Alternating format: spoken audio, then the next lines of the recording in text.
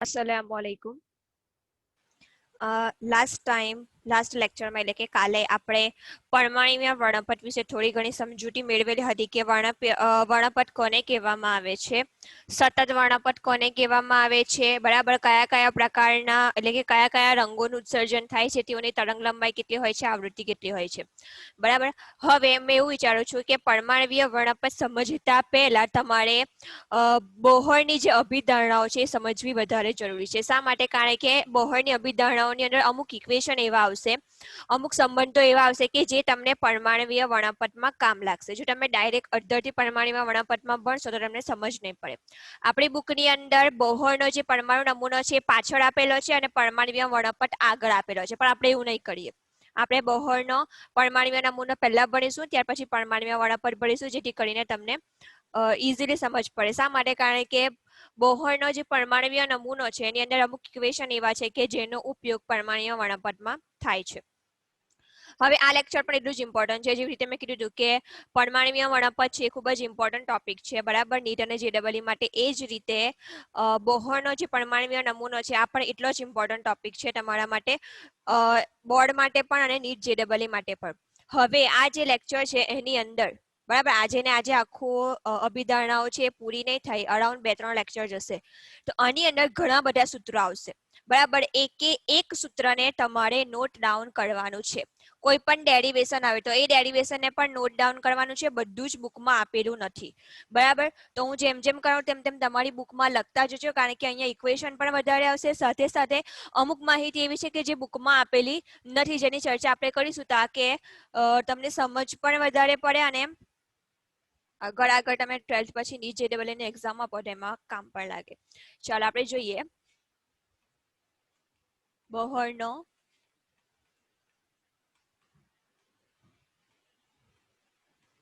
પરમાણ્વીય નમૂનો. હવે આપણે રુથરફોર્ડનો પ્રયોગ ભણી ગયા છે, બરાબર. રુથરફોર્ડે શું કર્યું હતું? કેન્દ્રની શોધ કરી હતી, બરાબર. રુથરફોર્ડે કીધું હતું કે પરમાણુ છે, પરમાણુનું કદ વિશાળ છે, એની અંદર એક નાનો ભાગ છે કે જ્યાં ધનભાર કેન્દ્રિત થયેલો છે, ધનભાર ભેગો થયેલો છે, અને એ જ ભાગમાં જે ધનભાર છે અને ઋણભાર જે ઇલેક્ટ્રોન સ્વરૂપે ગોળ ગોળ, રુથરફોર્ડે શું કીધું હતું કે સૂર્યમંડળની જેમ જે ઇલેક્ટ્રોન છે એ ગોળ ગોળ કેન્દ્રની આજુબાજુ ફરે છે. અને આ બંને ઇલેક્ટ્રોન અને પ્રોટોનના વીજભારને તટસ્થ કરવા માટે કેન્દ્રમાં બીજા પણ કણો આવેલા હોય છે જે તટસ્થ હોય છે, જેને શું કીધું? ન્યુટ્રોન કીધું. તો રુથરફોર્ડે કેન્દ્રની શોધ કરી હતી, બરાબર, એ તો સાચું છે, પણ આપણે કીધું એ પ્રમાણે કે જે ઇલેક્ટ્રોનની સરખામણી સૂર્યમંડળ સાથે કરી એ ખોટી વસ્તુ હતી, બરાબર. અને રુથરફોર્ડે શું કીધું હતું કે જે પરમાણુ છે, બરાબર, પરમાણુનું કેન્દ્ર છે, કેન્દ્રની આજુબાજુ જે કક્ષકો આવેલી હોય છે, તો આ કક્ષકોમાં ઇલેક્ટ્રોન ગમે ત્યાં હોઈ શકે, બરાબર. રુથરફોર્ડે બીજું શું કીધું કે કક્ષકોમાં ઇલેક્ટ્રોન ગમે ત્યાં ફરતો હોઈ શકે, પરંતુ આ વસ્તુ એની ખોટી હતી. અને આ વસ્તુ કઈ રીતે ખોટી હતી અને સાચી વસ્તુ શું આવે એ બોહરે કીધી હતી, બરાબર. ઇલેક્ટ્રોન ગમે ત્યાં પરમાણુની આજુબાજુ ફરી ના શકે, અમુક ચોક્કસ વિસ્તાર હોય છે, એ વિસ્તારમાં જ ઇલેક્ટ્રોન કેન્દ્રની આજુબાજુ પરિભ્રમણ કરી શકે છે. હવે આપણે જોઈએ કે બોહરે જે પરમાણ્વીય નમૂના આપ્યો, બરાબર, અથવા તો બોહરની અભિધારણાઓ, તો એની પહેલી અભિધારણા કઈ હતી? બરાબર, એની પહેલી અભિધારણા એ હતી કે પરમાણુનું કેન્દ્ર હોય છે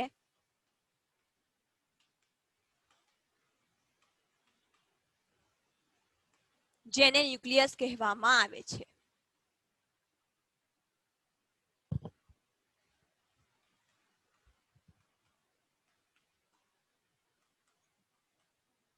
આપણને ખબર જ છે કે પરમાણુનું કેન્દ્ર હોય છે મધ્યમાં, અને એ કેન્દ્રને શું કહેવામાં આવે છે? ન્યુક્લિયસ કહેવામાં આવે છે. બિલકુલ સિમ્પલ વસ્તુ છે, આમાં કઈ સમજવા જેવું નથી. બીજી વસ્તુ એને શું કીધી કે ઇલેક્ટ્રોન પરમાણુના કેન્દ્રની આસપાસ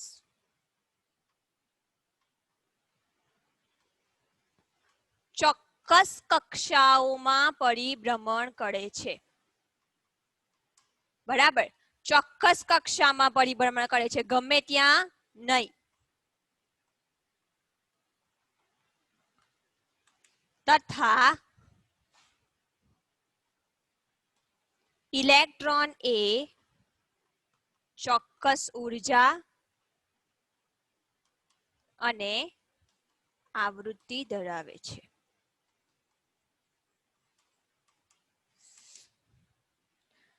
ચાલો બોહરે શું કીધું? સૌથી પહેલા તો એ કીધું કે કોઈ પણ પરમાણુનું કેન્દ્ર હોય છે અને એ કેન્દ્રને ન્યુક્લિયસ કહેવામાં આવે છે. બીજું શું કીધું બોહરે? કે ઇલેક્ટ્રોન છે એ પરમાણુની આસપાસ પરિભ્રમણ તો કરે છે, પરંતુ ગમે ત્યાં પરિભ્રમણ નથી કરતો. બરાબર. આ પરમાણુનું કેન્દ્ર છે, આ બધી શું છે? કક્ષકો છે. અહીંયા ઇલેક્ટ્રોન હોઈ શકે, અહીંયા ઇલેક્ટ્રોન હોઈ શકે, અહીંયા ઇલેક્ટ્રોન હોઈ શકે. અહીંયા ઇલેક્ટ્રોન ના હોય, અહીંયા ઇલેક્ટ્રોન ના હોય. બરાબર. ગમે ત્યાં ઇલેક્ટ્રોન પરિભ્રમણ કરી શકે નહીં. અમુક ચોક્કસ અંતરે કક્ષાઓ આવેલી હોય છે અને આ કક્ષકોની પણ ચોક્કસ ઉર્જા હોય છે. ત્યાં જ ઇલેક્ટ્રોન પરિભ્રમણ કરી શકે છે. સાથે સાથે જે ઇલેક્ટ્રોન છે એ ઇલેક્ટ્રોન પણ પોતાની પાસે ચોક્કસ ઉર્જા અને આવૃત્તિ ધરાવતા હોય છે. બરાબર. ત્રીજો નિયમ જોઈએ અથવા તો ત્રીજી અભિધારણા જોઈએ કે બોહરે શું કીધું હતું? બોહરે કીધું કે ઇલેક્ટ્રોન એ માત્ર કક્ષામાં પરિભ્રમણ કરે છે. ઇલેક્ટ્રોન માત્ર કક્ષાઓમાં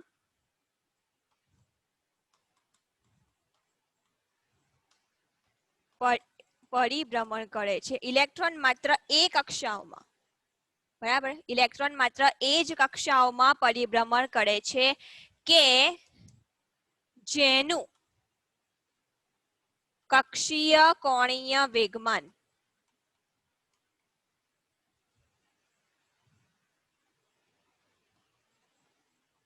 કક્ષીય કોણીય વેગમાન ના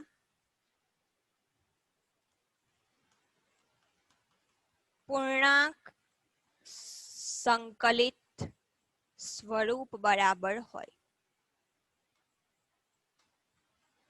બરાબર. આ લાઈન થોડી કન્ફ્યુઝન વાળી છે કે ઇલેક્ટ્રોન છે એ ઇલેક્ટ્રોન માત્ર એ જ કક્ષાઓમાં પરિભ્રમણ કરશે કે એવી કક્ષાઓમાં પરિભ્રમણ કરશે કે ઇલેક્ટ્રોનનું જે કોણીય વેગમાન છે એ કોણીય વેગમાન જે કક્ષકો છે એ કક્ષકોના પૂર્ણાંક અવયવ બરાબર થશે. બરાબર. પૂર્ણાંક મૂલ્યો બરાબર થશે. બરાબર. હવે તમે એવું કહેશો કે કોણીય વેગમાન કોને કહેવામાં આવે છે? કદાચ તમે ફિઝિક્સમાં ભણી ગયા હોય, છતાં પણ આપણે કોણીય વેગમાન કોને કહેવામાં આવે છે એની ચર્ચા હમણાં કરી લઈશું. પણ આપણે પહેલા આ લાઈન સમજી લઈએ કે આ લાઈનમાં શું કહેવા માંગે છે આપણને. અહીંયા શું કહેવા માંગે છે કે જે ઇલેક્ટ્રોન છે એ ઇલેક્ટ્રોન ક્યાં પરિભ્રમણ કરશે? બરાબર. આ કેન્દ્ર છે. બરાબર. આ પહેલી કક્ષક છે, આ બીજી કક્ષક છે અને આ ત્રીજી કક્ષક છે. અહીંયા એક ઇલેક્ટ્રોન છે, સપોઝ અહીંયા બીજો ઇલેક્ટ્રોન છે, સપોઝ અહીંયા ત્રીજો ઇલેક્ટ્રોન છે. બરાબર. તો ઇલેક્ટ્રોન છે એ માત્ર ને માત્ર એ જ કક્ષામાં પરિભ્રમણ કરશે જ્યાં ઇલેક્ટ્રોનનું કોણીય વેગમાન, અહીંયા લખેલું છે કે જેનું એટલે કે ઇલેક્ટ્રોનનું, બરાબર, ઇલેક્ટ્રોનનું કોણીય વેગમાન ના મૂલ્યો પૂર્ણાંક અવયવ બરાબર અથવા તો પૂર્ણાંક સંકલિત સ્વરૂપ બરાબર હોય. બરાબર. હવે અહીંયા કોણીય વેગમાન કોને કહેવામાં આવે છે અને કોણીય વેગમાન શું છે આપણે જોઈ લઈશું, પરંતુ અહીંયા એક વસ્તુ યાદ રાખવી કે NH/2π આ એક કોન્સ્ટન્ટ છે. બરાબર. H/2π એ કોન્સ્ટન્ટ છે. બરાબર. જે બોર્ડે શોધેલો હતો H/2π કોન્સ્ટન્ટ છે. H શું છે? પ્લાન્ક અચળાંક છે અને પાઈ શું છે આપણને ખબર છે. બરાબર. પાઈનું મૂલ્ય પણ ફિક્સ હોય છે 3.14. મૂલ્યો ખાલી બદલાય છે n ના. બરાબર. આ n બરાબર શું હોઈ શકે? 1 2 3 વગેરે. બરાબર. અને L બરાબર, હવે આ L શું છે? L છે ઇલેક્ટ્રોનનું કક્ષીય કોણીય વેગમાન. ક્યાંથી આવ્યું આપણે એ શોધવાનું નથી. શું કરવાનું છે? ખાલી સ્વીકારી લેવાનું છે. બરાબર. ક્યાંથી આવ્યું એ મગજમારીમાં આપણે પડવાનું નથી, કારણ કે આપણે અહીંયા આપેલું પણ નથી. આપણે ખાલી સ્વીકારવાનું છે કે ઇલેક્ટ્રોનનું કક્ષીય કોણીય વેગમાન L બરાબર NH/2π થશે. બરાબર. હવે અહીંયા n બરાબર શું છે? n બરાબર છે 1 2 3 4 પૂર્ણાંક સંખ્યાઓ જ હોય હંમેશા. કોઈ પણ દિવસ અપૂર્ણાંક સંખ્યા હોઈ શકે નહીં. n બરાબર કોઈ પણ દિવસ 1.5 2.5 3.5 બરાબર 4.75 એવું હોઈ શકે નહીં. n બરાબર હંમેશા પૂર્ણાંક સંખ્યા જ હોય. હવે અહીંયા શું દર્શાવે છે? n એ કક્ષકોની સંખ્યા દર્શાવે છે. બરાબર. જો ઇલેક્ટ્રોન પહેલી કક્ષામાં હશે તો અહીંયા n બરાબર 1 આવશે. બરાબર. તો પહેલી કક્ષામાં રહેલો ઇલેક્ટ્રોન હોય તો એનું કક્ષીય કોણીય વેગમાન કેટલું થશે? અહીંયા n બરાબર 1 મૂકી દો. બરાબર. n બરાબર 1 મૂકશો તો શું થશે? h into 1 એટલે h upon 2 પાઈ થશે. બરાબર. કોઈ મને એવું પૂછશે કે ચોથી કક્ષામાં રહેલા ઇલેક્ટ્રોનનું કક્ષીય કોણીય વેગમાન કેટલું થશે? તો અહીંયા n is equals to 4 મૂકી દેવાનું. તો શું આવશે? 4h upon 2 pi is equals to 2h upon પાઈ. બરાબર. તો અહીંયા જે કક્ષીય કોણીય વેગમાન છે એ શું દર્શાવે છે એ આપણે જોવાનું છે. યાદ રાખજો, કક્ષીય કોણીય વેગમાન નું મૂલ્ય. બરાબર. કક્ષીય કોણીય વેગમાનનું મૂલ્ય આપણને ઇલેક્ટ્રોન કઈ કક્ષામાં આવેલો છે એનું સ્થાન દર્શાવે છે. બરાબર. હવે સપોઝ કે અહીંયા ત્રીજી કક્ષામાં આવેલો ઇલેક્ટ્રોન હોય તો હું અહીંયા લખત કે 3h upon 2 પાઈ. બરાબર. તો આની ઉપરથી તમને ખબર પડી જશે કે ભાઈ અહીંયા 3 લખેલો છે એનો અર્થ શું થશે કે ઇલેક્ટ્રોન છે એ ત્રીજી કક્ષામાં પરિભ્રમણ કરે છે. બરાબર. અથવા તો એવું પૂછે કે ત્રીજી કક્ષામાં રહેલા ઇલેક્ટ્રોનનું કક્ષીય કોણીય વેગમાન કેટલું થશે? તો આ સૂત્ર પ્રમાણે શું આવશે? 3h upon 2 પાઈ. અર્થાત કે કોણીય વેગમાનનું મૂલ્ય ઇલેક્ટ્રોન એ કઈ કક્ષામાં પરિભ્રમણ કરે છે એનું સ્થાન દર્શાવે છે અહીંયા. બરાબર છે. ખૂબ જ ઈઝી છે. હવે બીજી વસ્તુ કે અહીંયા આપણે n is equals to 1 2 3 4 લઈએ છીએ. બરાબર. કક્ષકોની સંખ્યા પહેલી કક્ષા હોય તો લઈએ છીએ n is equals to 1. બીજી કક્ષા હોય તો n બરાબર 2 લઈએ છીએ. હવે ધ્યાન આપજો, આ જે કક્ષકો છે એમના સાંકેતિક નામ આપેલા છે. બરાબર. જો n બરાબર 1 હોય તો એને કહેવાય k કક્ષા. બરાબર. જો n is equals to 2 હોય તો એને કહેવાય l કક્ષા. જો n is equals to 3 હોય તો એને કહેવાય m કક્ષા. અને જો n is equals to 4 હોય તો એને કહેવાય n કક્ષા. બરાબર. આ યાદ રાખજો કે n is equals to 1 હોય તો એ કક્ષાનું નામ કયું છે? k. 2 હોય તો l. n is equals to 3 હોય તો m. અને n is equals to 4 હશે તો n કક્ષા. બરાબર. આ કક્ષાઓના જે નામો છે. હવે આપણે જોઈ લઈએ કે કક્ષીય કોણીય વેગમાન કોને કહેવામાં આવે છે. હવે બીજી એક વસ્તુ યાદ રાખજો, એક શબ્દ છે અને એ તમારી બુકમાં પણ એ શબ્દ હશે અને એ બોહરની અભિધારણાઓમાંની એક અભિધારણા પણ છે કે ક્વોન્ટીકૃત પરિસ્થિતિ કોને કહેવાય? ક્વોન્ટીકૃત પરિસ્થિતિ. બરાબર. ક્વોન્ટીકૃત પરિસ્થિતિ શું છે? આપણે જે આ સમજી ગયા ને એ જ છે. બરાબર. આ મેં તમને ડિટેલમાં વાક્ય લખાવેલું છે, પણ જો તમને કોઈ પૂછે કે ક્વોન્ટીકૃત પરિસ્થિતિ કોને કહેવામાં આવે છે તો આ જે તમને વાક્યની મેં સમજૂતી આપેલી એ જ ક્વોન્ટીકૃત પરિસ્થિતિ છે. બરાબર. કે કોઈ પણ કક્ષક હોય તો એ કક્ષાની અંદર ઇલેક્ટ્રોનનું પણ ચોક્કસ ઇલેક્ટ્રોન છે પણ ચોક્કસ ઉર્જા ધરાવતા હોય છે અને ઇલેક્ટ્રોનનું ચોક્કસ સ્થાન હોય છે. હવે જે ચોક્કસ સ્થાન હોય છે એ કોના આધારે તમે દર્શાવી શકો છો? કક્ષીય કોણીય વેગમાનને આધારે. કક્ષીય કોણીય વેગમાનના જે મૂલ્ય હોય છે હંમેશા પૂર્ણાંક સંકલિત સ્વરૂપમાં હોય છે, અપૂર્ણાંક સંકલિત સ્વરૂપમાં હોતા નથી. બરાબર. આ છે ક્વોન્ટીકૃત પરિસ્થિતિ. કોઈ પણ એવું પૂછે કે ક્વોન્ટીકૃત ઇલેક્ટ્રોન કોને કહેવામાં આવે છે? ધ્યાન રાખજો, ક્વોન્ટીકૃત ઇલેક્ટ્રોન કોને કહેવામાં આવે છે તો એનો અર્થ શું બતાવો કે કોઈ પણ ઇલેક્ટ્રોન હોય તો એ ઇલેક્ટ્રોન પાસે જો ચોક્કસ ઉર્જા હોય. બરાબર. ચોક્કસ ઉર્જાનો જથ્થો. બરાબર. તો એને શું કહેવામાં આવે છે? તે ઇલેક્ટ્રોન છે એ કેવો છે? ક્વોન્ટીકૃત છે. બરાબર. એટલે કે ચોક્કસ ઉર્જાનું અથવા તો કોઈ પણ વસ્તુનું ચોક્કસ માત્રામાં પ્રમાણ કોઈ દર્શાવતું હોય તો એને શું કહેવામાં આવે છે? ક્વોન્ટીકૃત પરિસ્થિતિ. બરાબર. હવે આપણે આગળ વધીએ. આપણે જોઈ લઈએ છીએ કે આ ત્રણ જે અભિનિયમો છે, બરાબર, અભિધારણાઓ છે એ તમારી નોટબુકમાં લખવાની, સાથે સાથે આ જે સમજૂતી આપેલી છે તે પણ. બરાબર. હવે આપણે આગળ વધીએ. કોણીય વેગમાન કોને કહેવામાં આવે છે સમજાવી દઉં.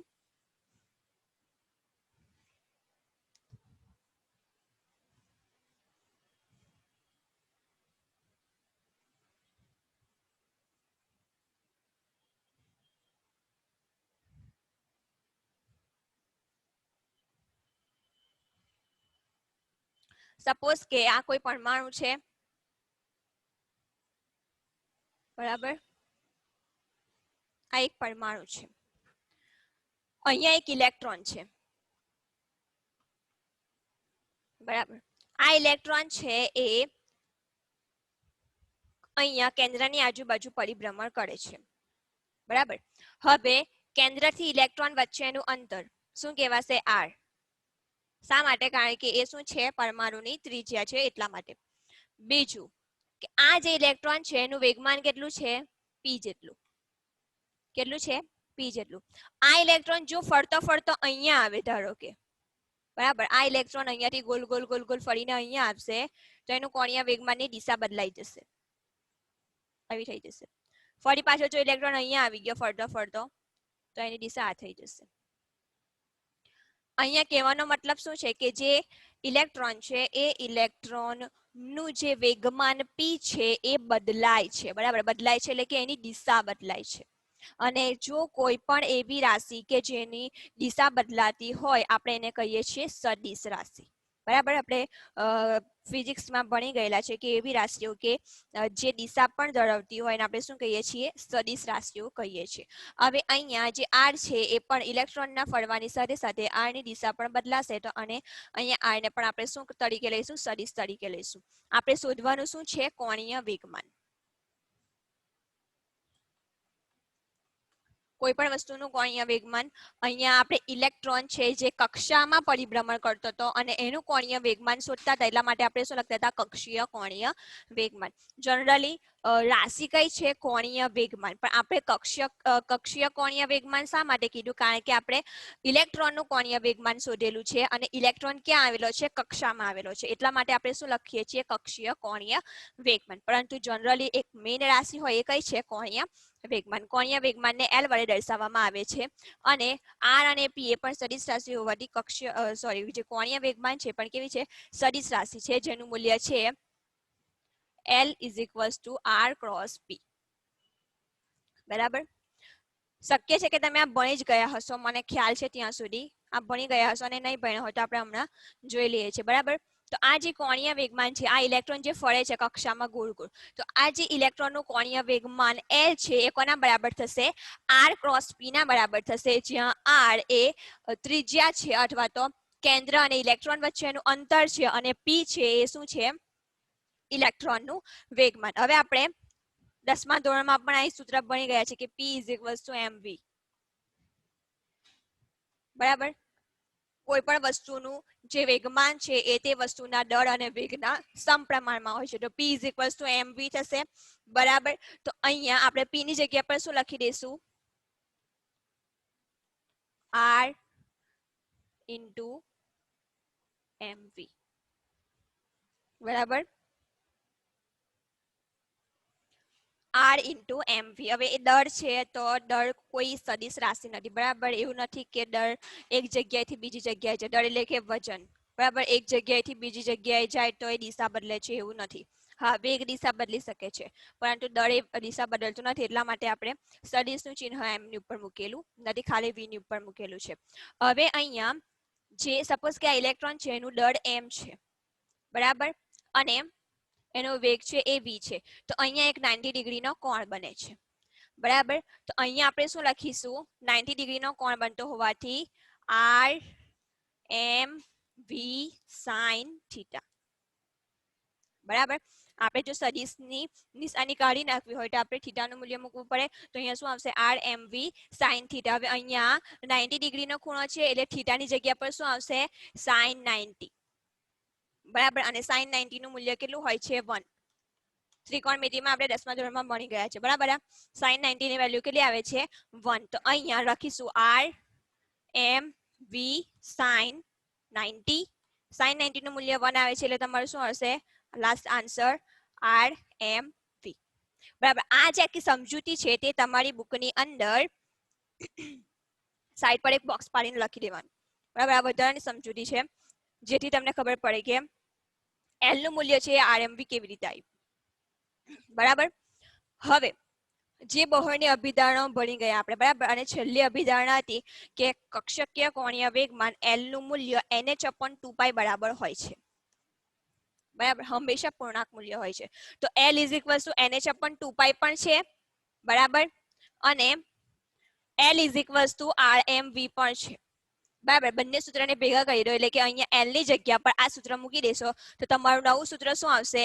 NH upon 2 is equal to MVR અથવા તો RMV જે લખો તે. બરાબર, આ તમારું ફર્સ્ટ સૂત્ર થશે, નોટ ડાઉન કરી રાખવાનું. બરાબર, આ તમારું પહેલું સૂત્ર જે ઇમ્પોર્ટન્ટ છે. આ સૂત્ર કેવી રીતે આવ્યા? આ સૂત્રો પરથી આવ્યા, એટલે આ સૂત્ર પણ લખવા તમારે જરૂરી છે. ડાયરેક્ટ આ ગોખશો કદાચ ભૂલી જાઓ, પણ જો સમજીને લખશો કે આ રીતે સૂત્ર તારવેલું છે તો તમને યાદ રહેશે. બરાબર, તો આખી જે ડિટેલ છે તમારે સાઈડ પર લખવાની, અને તમારું આ જે મેઇન ઇક્વેશન છે, આજનું મેઇન સૂત્ર છે પહેલું આ છે. બરાબર, જેટલા પણ મેઇન સૂત્ર હશે ને એને હું આવી રીતે તાર કરીને લખતી રહીશ, જેથી તમને ખબર પડે. બરાબર, હવે કોણીય વેગમાન કોને કહેવામાં આવે છે એ આપણે જોઈ લીધું. હવે આપણે આગળ વધીએ ચોથી અભિધારણા તરફ.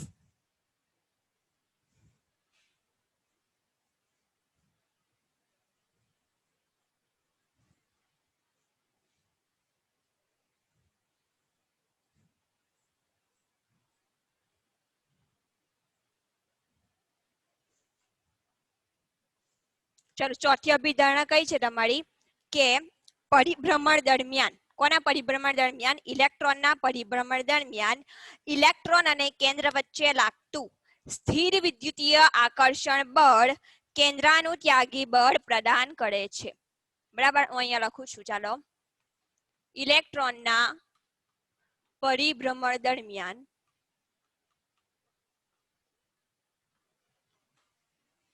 ઇલેક્ટ્રોન અને કેન્દ્ર વચ્ચે લાગતું સ્થિર વિદ્યુતીય આકર્ષણ બળ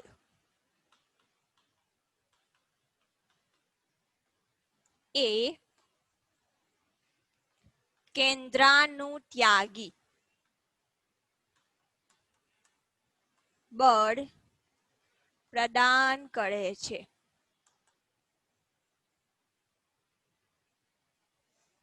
અહીં આપણે કેન્દ્રાનુત્યાગી શબ્દનો ઉપયોગ નથી કરતા, કેન્દ્રાનુરાગી લખીએ છીએ. બરાબર,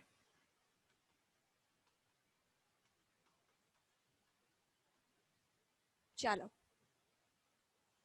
અહીંયા કહેવા શું માંગે છે આપણે જોઈએ. ઇલેક્ટ્રોનના પરિભ્રમણ દરમિયાન, એટલે કે જ્યારે કોઈ પણ પરમાણુની કક્ષકની અંદર જે ઇલેક્ટ્રોન રહેલો છે એ ઇલેક્ટ્રોન કેન્દ્રની આજુબાજુ ગોળ ગોળ ફરે છે ત્યારે શું થાય છે? ઇલેક્ટ્રોન અને કેન્દ્ર, બરાબર, ઇલેક્ટ્રોન અને કેન્દ્ર,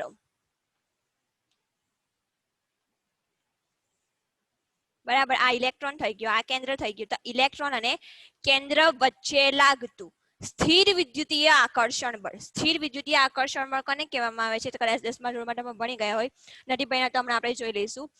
એ કેન્દ્રાનુત્યાગી બળ પ્રદાન કરે છે, એટલે કે સ્થિર ઇલેક્ટ્રોન અને કેન્દ્ર વચ્ચે લાગતા સ્થિર વિદ્યુતીય આકર્ષણ બળમાંથી કેન્દ્રાનુત્યાગી બળ મળે છે. અહીંયા એવું કહેવા માંગે છે. બરાબર, ઇલેક્ટ્રોન જ્યારે કક્ષાઓમાં કેન્દ્રની આજુબાજુ પરિભ્રમણ કરતો હોય છે ત્યારે આ ઇલેક્ટ્રોન અને કેન્દ્ર વચ્ચે જે સ્થિર વિદ્યુતીય આકર્ષણ બળ લાગે છે તો એ બળના કારણે કેન્દ્રાનુરાગી બળ પ્રદાન થાય છે, એટલે કે મળે છે. બરાબર, હવે આપણે એ જોઈએ કે સ્થિર વિદ્યુતીય આકર્ષણ બળ કોને કહેવામાં આવે છે. દાખલા તરીકે અહીંયા બે ચાર્જ પાર્ટિકલ છે. ચાર્જ પાર્ટિકલ એટલે કે એવા બે કણો કે જે વિદ્યુત ભાર દર્શાવતા હોય, કાં તો પોઝિટિવ ચાર્જ ધરાવતા હોય, કાં તો નેગેટિવ ચાર્જ ધરાવતા હોય, અથવા તો એક પોઝિટિવ ચાર્જ ધરાવતો હોય અને બીજો નેગેટિવ ચાર્જ ધરાવતો હોય, કોઈ પણ હોઈ શકે. બરાબર, આ બે ચાર્જ પાર્ટિકલ છે. ચાર્જ પાર્ટિકલ એટલે યાદ રાખવાનું વીજભારિત કણ જે પોઝિટિવ કે નેગેટિવ ચાર્જ ધરાવતા હોય. હવે આ બે વચ્ચેનું અંતર r છે. બરાબર, એક Q1 છે ચાર્જ પાર્ટિકલ, બીજો Q2 છે, અને બંને ચાર્જ પાર્ટિકલ વચ્ચે લાગતું બંને ચાર્જ પાર્ટિકલ છે તે વચ્ચેનું જે અંતર છે કેટલું છે? r છે. તો આ Q1 અને Q2 વચ્ચે લાગતું આકર્ષણ બળ એને શું કહેવામાં આવે છે? સ્થિર વિદ્યુતીય આકર્ષણ બળ. બરાબર. ધારો કે આપણે સરળતા માટે લઈ લઈએ કે આ Q1 છે પોઝિટિવ ચાર્જ ધરાવતો કોઈ કણ છે અને આ Q2 છે નેગેટિવ ચાર્જ ધરાવતો કોઈ કણ છે. હવે આ પોઝિટિવ ચાર્જ ધરાવે છે, આ નેગેટિવ ચાર્જ ધરાવે છે, તો આપણને ખબર છે કે વિરુદ્ધ વીજબળ વાળા કણો હોય તો એકબીજા સાથે આકર્ષણ પામે. બરાબર. તો આ આકર્ષણ બળની માત્રા કેટલી છે એને શું કહેવામાં આવે છે? સ્થિર વિદ્યુતીય આકર્ષણ બળ. બરાબર. અહીંયા F એટલે બળ અને E એટલે કે ઇલેક્ટ્રોસ્ટેટિક. બરાબર. Fe ને શું વંચાય? ઇલેક્ટ્રોસ્ટેટિક ફોર્સ એટલે કે સ્થિર વિદ્યુતીય આકર્ષણ બળ. બરાબર. આ કોના બરાબર હોય છે? 1/4πε0 into Q1 Q2 upon R². બરાબર. Q1 અને Q2 શું છે? ચાર્જ પાર્ટિકલ છે. R² શું છે? આ જે Q1 અને Q2 વચ્ચેનું અંતર છે તે, અને આ જે 1/4πε0 છે એ શું છે? અચળાંક છે. એટલે જે પણ વૈજ્ઞાનિકે આની શોધ કરેલી હશે, બરાબર, તો એને સમપ્રમાણતાનું ચિહ્ન કાઢી નાખવા માટે નવો અચળાંક મૂકેલો હશે. નવો અચળાંક કયો હશે? 1/4πε0. હવે અહીંયા આપણે ε0 નું મૂલ્ય કેટલું હશે બધું અહીંયા આપણે જોવાની જરૂર નથી. આપણે ખાલી સમજૂતી માટે હું તમને આ સમજાવું છું. બરાબર. ઈઝી પડે એટલા માટે કે Fe નું મૂલ્ય અહીંયા શું આવે છે? 1/4πε0 into Q1 Q2 upon R². આ બધું સાઈડમાં લખશું.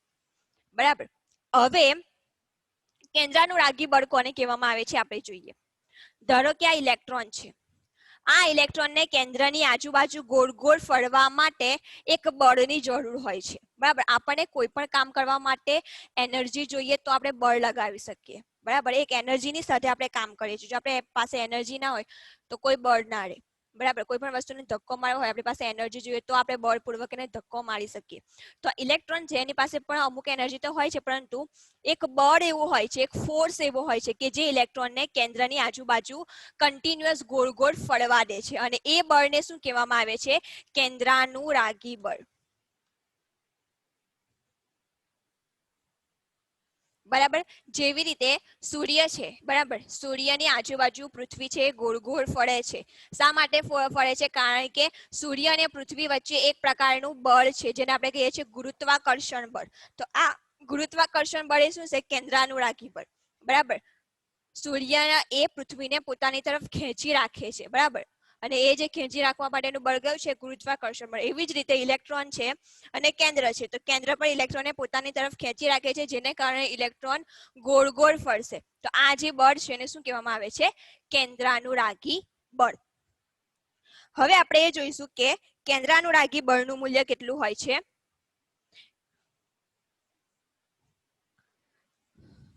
બરાબર. કેન્દ્રાનુરાગી બળના મૂલ્યને FC વડે દર્શાવવામાં આવે છે. Centrifugal force. બળ એટલે ફોર્સ. બળને શું કહેવામાં આવે છે ઇંગ્લિશમાં? ફોર્સ. અને કેન્દ્રાનુરાગી એટલે કે સેન્ટ્રીફ્યુગલ. બરાબર. તો centrifugal force FC is equals to mv²/r. બરાબર. આ પહેલાથી પુરવાર થયેલા સૂત્રો છે. એમ એટલે કે કોઈ પણ પદાર્થ હોય, દાખલા તરીકે આપણી પાસે ઇલેક્ટ્રોન છે તો ઇલેક્ટ્રોનનું દળ. બરાબર. વી એટલે કે વેગ, એટલે ઇલેક્ટ્રોનનો વેગ, અને આર એટલે કે કેન્દ્ર અને ઇલેક્ટ્રોન વચ્ચેનું અંતર. બરાબર.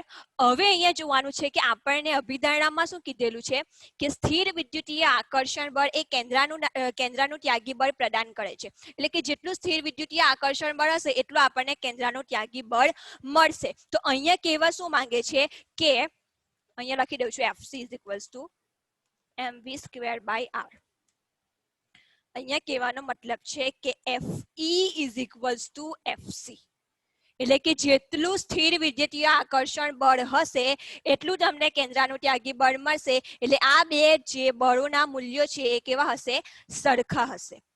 બરાબર. હવે આપણે ઇલેક્ટ્રોન માટે અહીંયા તો કોઈ પણ બે ચાર્જ પાર્ટિકલ હતા. બરાબર. એટલા માટે આપણે અહીંયા Q1 Q2 upon R² લખેલું છે. પણ આપણે કોના અનુસંધાનમાં શોધવાનું છે? સ્થિર વિદ્યુતીય આકર્ષણ બળ ઇલેક્ટ્રોનના સંધાનમાં શોધવાનું છે. હવે અહીંયા ધારો કે પરમાણુ છે, પરમાણુની આજુબાજુ ઇલેક્ટ્રોન પરિભ્રમણ કરે છે. બરાબર. તો ઇલેક્ટ્રોન જો પરિભ્રમણ કરતો હોય તો અહીંયા એક Q1 છે અને એક Q2 છે. એટલે સપોઝ કે એક પોઝિટિવ ચાર્જ ધરાવતો આયન છે, બીજો નેગેટિવ ચાર્જ ધરાવતો આયન છે. તો અહીંયા ઇલેક્ટ્રોન પણ શું છે નેગેટિવ ચાર્જ ધરાવતો આયન છે અને કેન્દ્રની અંદર પ્રોટોન રહેલા હોય છે બરાબર આપણે ભણી ગયા કે કેન્દ્રની અંદર શું હોય પ્રોટોન અને ન્યુટ્રોન હોય તો આ પ્રોટોનનો ચાર્જ કેવો હોય છે પોઝિટિવ ચાર્જ હોય છે બરાબર ધારો કે અહીંયા કેન્દ્ર પાડું છું તો અહીંયા શું હોય પ્રોટોન હોય અને આને બીજી રીતે આ રીતે પણ દર્શાવવામાં આવે જેવી રીતે ઇલેક્ટ્રોનને આપણે E- વડે દર્શાવીએ છીએ પ્રોટોનને જનરલી આ રીતે દર્શાવીએ છીએ પણ આપણે E+ તરીકે પણ દર્શાવી શકીએ બરાબર હવે કોઈ તમને એવું પૂછે કે કોઈ પણ તત્વ છે એ તત્વના કેન્દ્રમાં કેટલા પ્રોટોન છે બરાબર કોઈ તમને એવો આન્સર કરે એવો ક્વેશ્ચન કરે કે કોઈ પણ પરમાણુ છે બરાબર અથવા તો કોઈ પણ તત્વ છે તો એ તત્વની અંદર કેટલા પ્રોટોન રહેલા છે બરાબર તમને આવડશે આન્સર ચાલો ફટાફટ જો કોઈને આવડતો હોય તો કમેન્ટ બોક્સમાં હા કે ના લખો કોઈ પણ તત્વ હોય તો એ તત્વની અંદર કેટલા પ્રોટોન રહેલા હોય ફટાફટ બોલજો આપણી પાસે ટાઈમ ઓછો છે ના આવડતો હોય તો ના કહો ચાલો પણ ફટાફટ બોલો કોઈ પણ તત્વ હોય એ તત્વના કેન્દ્રમાં કેટલા પ્રોટોન રહેલા હોય અવાજ તો સંભળાય છે ને ઇલેક્ટ્રોન કેટલા હોય કોઈ પણ તત્વની અંદર પ્રોટોનની સંખ્યા કેટલી હોય તમે એવું કહો છો કે ઇલેક્ટ્રોન જેટલા તો ઇલેક્ટ્રોન કેટલા હોય આવડે છે ઓકે ચાલો હું કહી દઉં છું તમને કોઈ પણ વ્યક્તિ એવું પૂછે કે કોઈ પણ તત્વ છે એ તત્વની અંદર પ્રોટોનની સંખ્યા કેટલી છે આપણને ખબર છે કે કોઈ પણ તત્વમાં પ્રોટોન અને ઇલેક્ટ્રોનની સંખ્યા સરખી હોય જેટલા પ્રોટોન હોય એટલા જ ઇલેક્ટ્રોન હોય પણ આપણને એ કેવી રીતે ખબર પડશે કે આટલા જ પ્રોટોન છે કે આટલા જ ઇલેક્ટ્રોન છે આપણને એક વસ્તુ અથવા તો એક ડિટેલ ખબર હોય છે કોઈ પણ તત્વનો પરમાણ્વીય ક્રમાંક બરાબર કોઈ પણ તત્વનો પરમાણ્વીય ક્રમાંક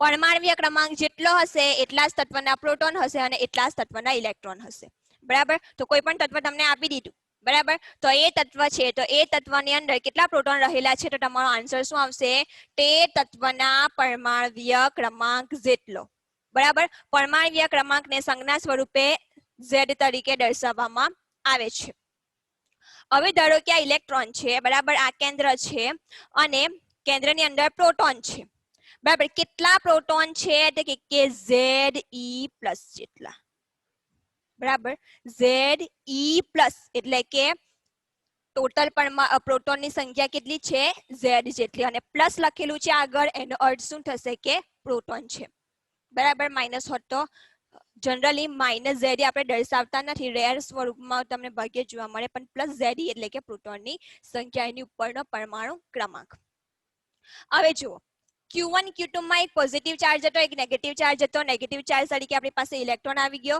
અને પોઝિટિવ ચાર્જ તરીકે આપણી પાસે શું આવી ગયો પ્રોટોન આવી ગયો પ્રોટોનની ટોટલ સંખ્યા અહીંયા કેટલી છે +Ze એટલે કે પરમાણ્વીય ક્રમાંક જેટલી તો આપણે Fe બરાબર અહીંયા Q1 Q2 માટે હતું આપણે હવે કોના માટે લખવાનું છે ઇલેક્ટ્રોન માટે લખવાનું છે તો અહીંયા શું આવશે 1/4πε0 * E કયો E Q1 નો માઇનસ ચાર્જ માટે બરાબર પોઝિટિવ ચાર્જ કયો છે Ze+, બરાબર એટલે પ્રોટોન /r².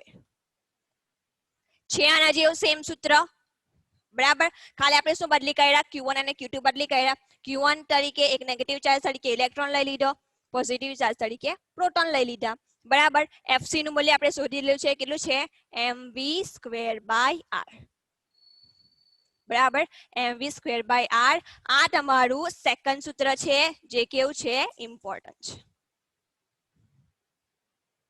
બરાબર નોટ ડાઉન કરી લેજો આ ઇક્વેશન છે એ કેવું છે ઇમ્પોર્ટન્ટ ઇક્વેશન છે બરાબર 1/4πε0 એ શું છે અચળાંક છે E એ તમારો Q1 અથવા તો Q2 એટલે કે નેગેટિવ ચાર્જ છે એક પોઝિટિવ ચાર્જ છે અને નેગેટિવ અને પોઝિટિવ ચાર્જ વચ્ચેનું અંતર કેટલું છે r² જેટલું બરાબર mv²/r શું છે જે તમારો ઇલેક્ટ્રોન છે એનું દળ m છે એના વેગનો વર્ગ છે અને છેદમાં શું છે ઇલેક્ટ્રોન અને કેન્દ્ર વચ્ચેનું અંતર બરાબર આટલા સુધી હમણાં આપણે રાખીએ છીએ અહીંયા આપણો ટાઈમ પૂરો થાય છે એટલા માટે હજુ પણ અભિધારણાઓ 1-2 બાકી છે અને ત્યાર પછી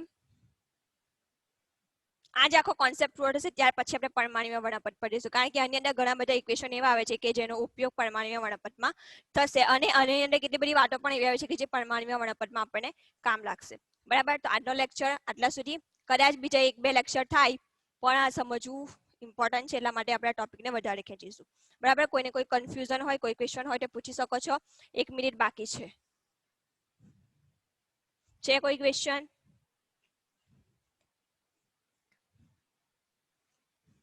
આ તમને થોડું અઘરું એટલા માટે લાગશે કારણ કે અમુક જે ટર્મ્સ છે એ ફિઝિક્સ બેઝ સીધા જ આવે છે. બરાબર, અમુક જે પદો છે એ ફિઝિક્સ માંથી બેઠા ઉઠાવીને મૂકેલા છે, એટલે થોડુંક અઘરું